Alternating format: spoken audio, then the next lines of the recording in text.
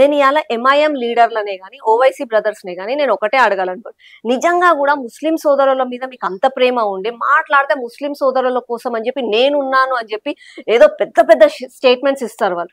మళ్ళీ వాళ్ళు అలాంటి ఇచ్చినప్పుడు ఇప్పటికీ కూడా ఆ మురికిలల్లా వాళ్ళని ఎందుకు బతకనిస్తున్నారు? వాళ్ళ కోసం అని చెప్పి వక్ఫ్ బోర్డ్ భూముల దగ్గర నుంచో లేకపోతే మీ దగ్గర నుంచో ఏదో ఒకటి తీసుకొని ఒక పెద్ద కాలనీ కట్టండి. కాలనీ కట్టి కేవలం ముస్లిం ప్రజలకే, అందులో ఒక్కరికి కూడా హిందూస్ కొద్దు, కేవలం ముస్లిం ప్రజలకే ఒక మంచి ప్లే గ్రౌండ్, ఒక మంచి స్కూలు, కాలేజ్, తర్వాత హాస్పిటల్, ఒక డబుల్ బెడ్రూమ్ కాంప్లెక్స్ కట్టి వాళ్ళకి ఇవ్వచ్చు కదా.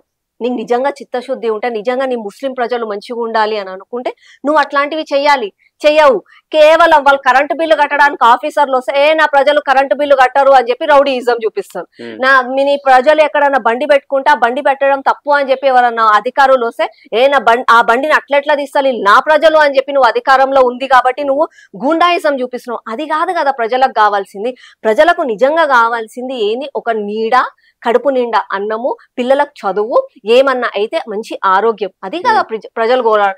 నీ రౌడీజం చూడడానికి ప్రజలు నీకు ఓటేయట్లే కదా. అది మార్పు రావాలి. ఆ మార్పు రావాలంటే ఇట్లాంటి ఏవైతే అన్యాయాలు చేస్తున్నారో ఓట్ల పేర్ల మీద, కేవలం మతం పేర్ల మీద ఏదైతే అన్యాయం చేస్తున్నారో అవి తొలగించాలి. కాబట్టి ఈ బిల్లును తీసుకురావడం. అంటే వీళ్ళకి ఎంఐఎం సంబంధించి ముస్లింస్ అందరికీ వక్ఫ్ బోర్డు విషయంలో కావాలనే కాంగ్రెస్ గత 20 సంవత్సరాలుగా కాంగ్రెస్ పరిపాలన చేసుకుంటూ వచ్చింది ఈ దేశాన్ని. అంటే వాళ్ళే సపోర్ట్ చేస్తూ ఈ భూములన్నీ సంపాదించే కార్యక్రమం చేశారు అనుకోవచ్చు. ఈ రోజు ముస్లిం ప్రజలు ఇంత అంటే వాళ్ళు ఆ దుర్బలంలో ఉన్నారు. ఈ రోజు ఆ ముస్లిం ప్రజలు ఎదగలేదు. ఆ ముస్లిం నాయకులు ఉన్న చోట డెవలప్మెంట్ జరగలేదు అని అంటే కేవలం ఆ ముస్లిం ప్రజలు, అమాయక ముస్లిం ప్రజలు చదువుకోకూడదు, వాళ్ళకు ఒక మంచి లైఫ్ స్టైల్ ఉండొద్దు, వాళ్ళు ఎప్పుడైనా కూడా చెప్పు చేతులలో బ్రతకాలి. వాళ్ళు ఏదైనా అన్యాయం అయితే అరే మాకు వీళ్ళు ఉన్నారు, వీళ్ళు ఓటేస్తే వీళ్ళు మేము గెలిపించాం కాబట్టి వీళ్ళు మాకు సహకరిస్తారు అన్న ఒక భయంలోనే బతకాలి ఎప్పటికైనా అని చెప్పి ఇప్పటి వరకు కాంగ్రెస్ సోకాల్డ్ సెక్యులర్ పార్టీలు ఏవైతే ఉన్నాయో, మమతా బెనర్జీ గాని, నితీష్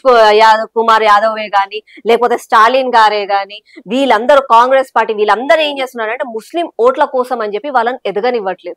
ఎక్కడ వాళ్ళు ఎదిగి వాళ్ళు చదువుకుంటే వాళ్ళు వీళ్ళని ప్రశ్నిస్తారు అని చెప్పి వాళ్ళని ఎదగనీయకుండా కేవలం మీ బతుకులు కేవలం పండ్ల బండుల దగ్గర నించోవడమే, మెకానిక్ షాప్లలో బ్రతకడం వరకే గానీ మీరు ఒక CEO అవ్వచ్చు, మీరు ఒక సాఫ్ట్వేర్ కంపెనీ పెట్టవచ్చు, మీరు ఒక పైలట్ అవ్వచ్చు, డాక్టర్ అవ్వచ్చు అన్నది మాత్రం వాళ్ళకి చేయనివ్వట్లేదు. దీనికి సంబంధించి ముస్లింస్ ఏదైతే ఉన్నారో ఈ ముస్లింస్ కి బీజేపీ ప్రభుత్వం ఈ ఎంఐఎం అనేది లేకపోతే ముస్లింస్ అందరినీ దేశం నుంచి తరలించే ప్రయత్నం చేసేది. ఎంఐఎం వల్లనే ముస్లింస్ ఇంకా బతుకుతా ఉన్నారు, వాళ్ళ జీవితాన్ని వాళ్ళ బాగోగులను మేమే చూసుకుంటా ఉన్నాం ఎంఐఎం పార్టీ అని చెప్పేసి ఎంఐఎం పార్టీ వాళ్ళ ఎంఐఎం పార్టీని దాంతో పాటు మీలాంటి వాళ్ళకు కూడా నేను సమాధానం చెప్తున్నాను.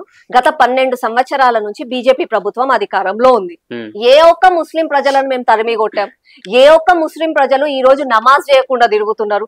వాళ్ళు నమాజ్ మంచిగా చేసుకుంటున్నారు, వాళ్ళు రంజాన్ చేసుకుంటున్నారు, రోడ్ల మీద హలీం పెడుతున్నారు, వాళ్ళు ఏదన్నా పండుగలు అయితే ర్యాలీస్ చేస్తున్నారు, వాళ్ళంతలా వాళ్ళు చాలా సంతోషంగా ఉన్నారు, వాళ్ళంతలా వాళ్ళు క్రికెట్ మ్యాచ్లు చూస్తున్నారు. ఇలా క్రికెట్ ప్లేయర్స్ కూడా మన ముస్లింస్ ఉన్నారు. ఎవరిని కాకుండా చేసాం మేము? బీజేపీ ఎక్కడ చేసింది? ఏమీ లేదు. కేవలం ఎంఐఎం కాంగ్రెస్ వాళ్ళు వాళ్ళ ఓట్ల కోసం, బీజేపీ అధికారంలో కోసం మీకు అన్యాయం అవుతుంది అని అంటారు. ఆ రోజు ఆర్టికల్ 370 ఎప్పుడైతే కశ్మీర్ లో అమలు పరిచామో ఆ రోజు సోనియా గాంధీ పార్లమెంట్ సాక్షిగా ఏమన్నారు? మొత్తం దేశమంతా అగ్నిగుండంగా మారిపోతుంది అని అన్నారు. ఏడైంది అగ్నిగుండం? హ్యాపీగా ఉన్నాం, మంచిగా ఉన్నాం. వాళ్ళ పండుగలు చేసుకుంటున్నారు, మనం మన పండుగలు చేసుకుంటున్నాము, స్వాతంత్ర దినోత్సవాలు చేసుకుంటున్నాము. ఎంత హ్యాపీగా, ఎంత సంతోషంగా ఉంది కశ్మీర్ వ్యాలీ. ఈ రోజు ఎలక్షన్స్ అయ్యాయి. ఎలక్షన్స్ అయిన తర్వాత బడ్జెట్ వాళ్ళ గురించి ఇంత బడ్జెట్ ని కేటాయించి మీ డెవలప్మెంట్ కోసం పిల్లలు స్కూల్ కి వెళ్తున్నారు, కాలేజ్ కి వెళ్తున్నారు, ఓట్లు వేశారు వచ్చి.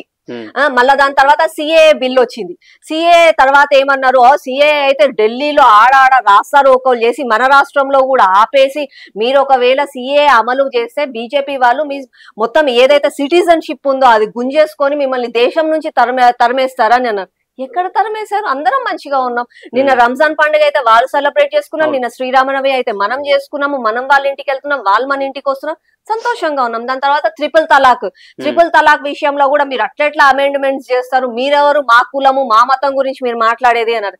ఇవాళ సంతోషంగా ఆడవాళ్ళు ఎంత మంచిగా ఉన్నారు ముస్లిం మహిళలు. దాని తర్వాత రామ జన్మభూమి కట్టినప్పుడు రామ జన్మభూమి కడుతున్నారు. వీళ్ళు మొత్తం కమ్యూనల్ హిందూయిజం కోసమే మాట్లాడుతున్నారు. వీళ్ళు అంటే మస్జిద్లను కూలగొట్టి వీళ్ళు గుళ్ళని చేస్తున్నారు, మేము మొత్తము రోడ్ల మీదకి వస్తాము, అగ్నిగుండంగా మారుస్తాం. ఎక్కడా కూడా ఏమి కాలేదు, అందరూ సంతోషంగా ఉన్నారు.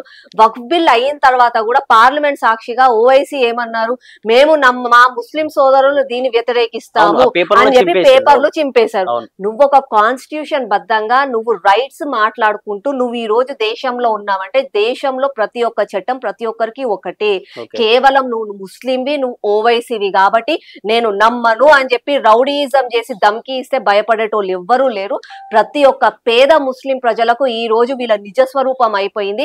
ఇన్ని సంవత్సరాల నుంచి వీళ్ళ ఓటు కోసం అని చెప్పి వీళ్ళని మోసం చేస్తున్నారు అని తెలవనోళ్ళకి కూడా తెలిసిపోయింది. మేడం, ఈ వక్ఫ్ బోర్డు ఏదైతే ఉందో దీనికి సంబంధించి 9 లక్షల ఎకరాలు ఉన్నాయని చెప్తా ఉన్నారు. అలాగే ఈ 9 లక్షల ఎకరాల యొక్క విలువ 2 లక్షల కోట్లు అని చెప్తా ఉన్నారు. ఇదంతా భూమి ఎక్కడి నుండి వచ్చింది? మరి ఒకవేళ నిజంగానే ముస్లింస్ పేదలకి అందరి పంచితే అసలు అందరూ కోటేశ్వర్లు అయిపోతారు కదా, ఎందుకు వాళ్ళ దగ్గరికి రాలేకపోతా ఉన్నారు? అంటే కొంతవరకు సరే లీగల్ గా అప్పుడు స్వాతంత్రం అప్పుడు కొన్ని వెళ్ళినప్పుడు మద్రాసాల కింద వాళ్ళకి వీళ్ళకి మీరు ముస్లిం ప్రజలు ప్రార్థనలు చేసుకోవాలని కొంచెం మంది దాన ధర్మాలు అవన్నీ చేసి ఉండొచ్చు. కొన్ని ఎకరాల భూములకి ఇంతవరకు అకౌంట్స్ లేవు సరిగ్గా, అంటే అసలుకి ఆ డాక్యుమెంట్స్ కూడా లేవు. మీకు ఆ భూమి ఎక్కడి నుంచి వచ్చింది అని అంటే అతను వచ్చి వేగగా మా తాత ఈడ గుర్రాలు కట్టేసుకున్నాడు, మేము ఒక 10 మంది ఈడ నమాజ్ చదివే వాళ్ళము అని అంటే కూడా అందులోకి వెళ్ళిపోయింది. దాన్ని క్వశ్చన్ చేయలేకపోయాం. క్వశ్చన్ చేయకపోవడానికి కారణం ఏంటంటే కాంగ్రెస్ ప్రభుత్వం. ఆ కాంగ్రెస్ ప్రభుత్వము ఒకప్పుడు రామజన్మ భూమి 2 ఎకరాలలో రాముని గుడి కడతాము అని అంటేనేమో ఎంతో మంది లాయర్లను పెట్టి ఎన్నో సంవత్సరాల వరకు పోరాటం చేశారు సుప్రీం కోర్టులో. అదే 1000 ఎకరాల భూమి వక్ఫ్ బోర్డ్ పేరు మీద ఉంది, పేద ప్రజలు అన్యాయం అయిపోతున్నారు అని అంటే మాత్రం ఈ రోజు నోర్లు మూసలేరు. ఈ రోజు మేము దీనికి అగేన్స్ట్ గా మాట్లాడుతున్నాం అని అంటున్నారంటే ఓటేసే ప్రజలు కూడా ఈ రోజు గ్రహించాలి, నిజమైన శత్రువులు మీకెవరో అన్నది వాళ్ళు కూడా తెలుసుకోవాలి. ఓకే, దీనికి సంబంధించి ఏదైతే ముస్లింస్ ఇప్పటికీ కూడా నిజంగా నా భూములు అలా కట్టేసి కోటేశ్వర్లు అయిపోయేవారు. దాదాపు ప్రజావాణిలో చూసుకున్నట్టయితే డైలీ మంగళవారం కావచ్చు శుక్రవారం కావచ్చు చాలా మంది డబుల్ బెడ్రూమ్స్ లేవని చెప్పేసి, మాకు ఉండడానికి ఇల్లు లేదు, పని సరిగా లేదు, మా ఇంట్లో 4 పిల్లలు ఉంటారు, అందరు ఖాళీగా ఉన్నారని చెప్పేసి, అటు కరెంట్ బిల్లు ఫ్రీగా రావట్లేదని చెప్పి చాలా మంది వస్తున్నారు. ఎందుకు ఎంఐఎం వీళ్ళ విషయంలో ఎందుకు దృష్టి సారించారు? నేను అదే అంటున్నా, ఎంఐఎం 40 సంవత్సరాల నుంచి అధికారంలో ఉంది, రౌడీయిజం చేస్తారు. ప్రతి ఒక్క అధికార పార్టీ తోటి వాళ్ళు దోస్తానా చేస్తారు. ప్రతి ఒక్క అధికార పార్టీ ఎవరున్నా సరే, టీడీపీ ఉన్నా, కాంగ్రెస్ ఉన్నా, టీఆర్ఎస్ ఉన్నా, ఇప్పుడు మళ్ళా కాంగ్రెస్ వచ్చింది, ఎవరున్నా సరే వాళ్ళు ఎప్పుడు కూడా వాళ్ళకి ఫ్రెండ్షిప్ చేస్తారు, ఎప్పుడు కూడా అలయన్స్ తోనే ఉంటారు. మళ్ళీ అట్లాంటప్పుడు పనులు ఎందుకు జరగట్లేదు?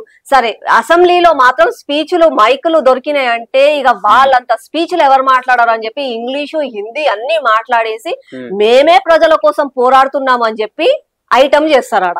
మళ్ళా వాళ్ళ చేతి కింద వాళ్ళ కుర్చీ కింద వాళ్ళకి ఇన్ని ఎకరాల 1000 ఎకరాల భూములు ఉంటే ఆ భూములను ఎందుకు పేద ప్రజలకు పంచడం లేదు?